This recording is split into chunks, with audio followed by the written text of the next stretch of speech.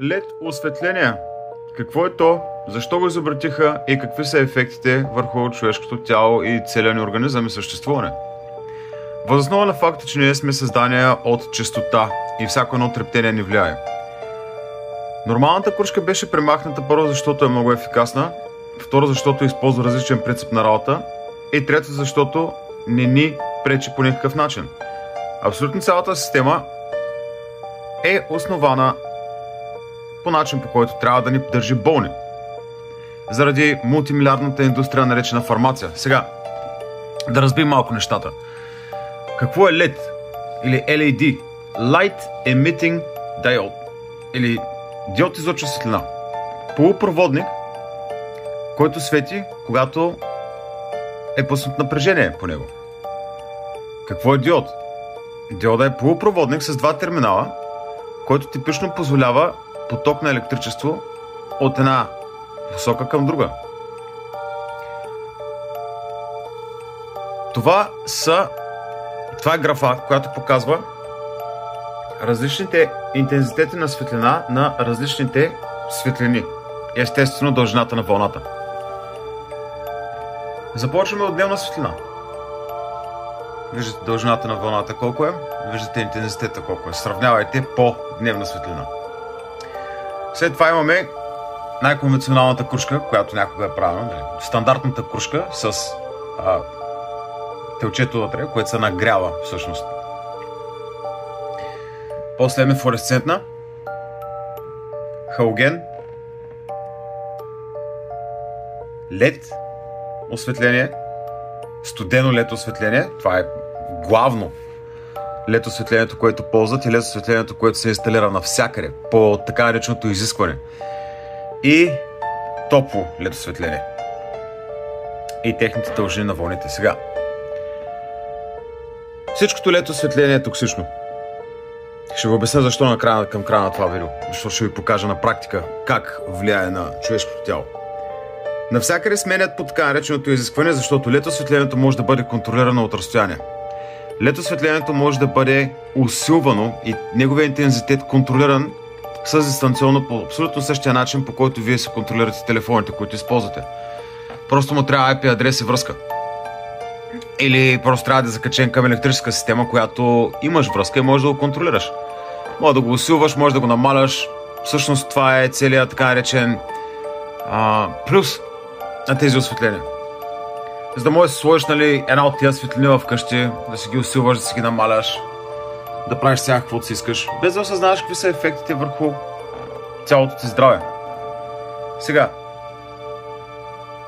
започвайки от естествена светлина или най-ползваната светлина, за мен това е единствената, която трябва да се ползва след като залезе слънцето, е светлината от свещ. Понеже тази графа е правена от корпоративен интерес, игнорирайте ефикасността. На тази графа показва най-малка ефикасност. Естествено, няма много дълъг живот, защото все пак е свещ. Но обработката на цветовете е тотално различна от, да кажем, този вид светлини. Така наречените компактни флуоресцентни лампи, които ги дават за много ефикасни. Тази крушка, която виждате, която е най-широко приета, бе направен експеримент с нея преди 102 години. Една крушка беше сложена да свети и все още тази крушка работи. Тази така наречена крушка в 4550 East Avenue, Ливърмор, Калифорния, която е инсталирана през 1901 година, все още свети. Така че разбирате ли, не е по отношение на ефикасност, а по отношение на корпоративна алчност. Тези крушки искат да ги спрат, за да могат да наложат кое? Компактните флуоресцентни лампи и най-вече LED диодните лампи. Тези LED диодни лампи имат невероятно лош и фатален ефект върху някои от нас. Някои от нас не са толкова чувствителни, някои от нас са доста чувствителни. Това, което ще ви покажа, ще ви отговоря на много въпроси които ще избегнем, нали, километри дълга коментираща секция, и ще ви стане ясно защо правителството ги налага. След всичко, което вие виждате как това правителство се задушава, защото тяхната агенда 2030 се проваля. И те няма да успеят. Те всъщност вече са провалили. Това е книга на Стивън Маги, нареченото Токсично здраве, в което обяснява перфектно какви са ефектите на LED осветлението върху човешките тела. Имайте предвид, че това, което ще видите тук, е само от една кружка. А сега си представете няколко десетки кружки, 20, 30, 40 кружки в магазините, например, където хората работят по 8-10 часа на ден. 8-10 часа на ден. Облъчвани от LED диодна радиация.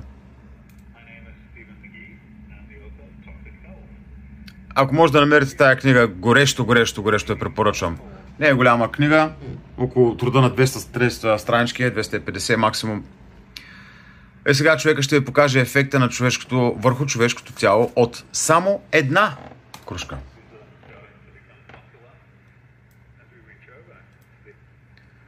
Това, което показва тук е с този уред. Измерва честотите, които минават през човешкото тяло. Ако това са нормалните честоти и, да кажем, idle state, нормален етап на честотите на човешкото тяло, вижте какво се случва, когато докосне или задържи LED диодната кружка.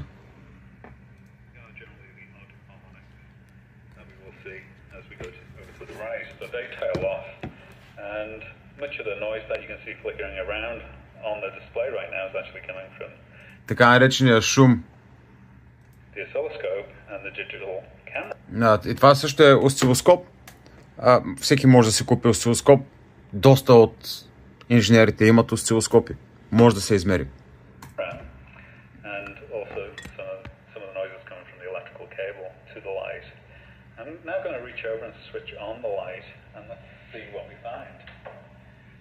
Светлината е включена.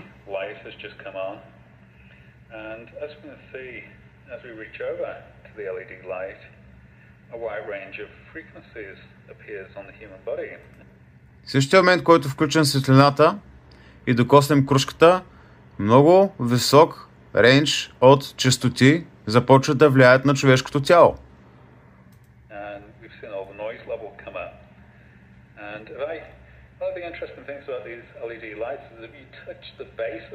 И ако докоснеш основата,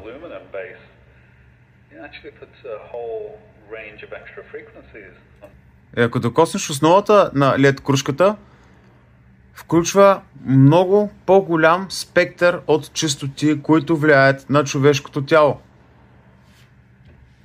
Разбирате ли?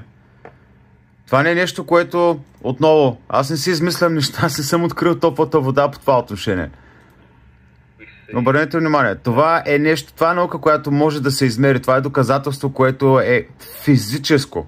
Как LED диодните осветления спират тока на имунната ни система. Да не говорим за главоболията, които получавате, някои от вас получават. Да не говорим за болести, да не говорим за диабета. И всички останали болести, които са въз основа на хиперелектрическа проводимост на тялото.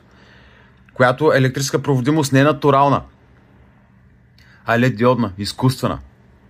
И затова Томас Едисън прави това електричество.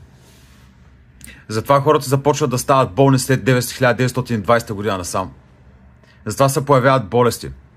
Затова през 50-та, 60-та година започнат да промотират сложете си слънчезащитен крем, защото слънцето е много опасно. Глупости, мазни глупости.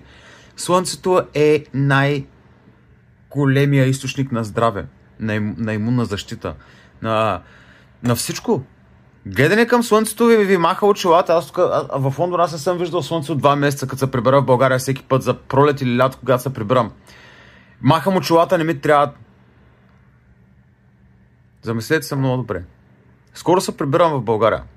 Също така ще посетя и София. За те от вас, които се интересуват, може да се видим. Приятно изкарване на новата година и до скоро!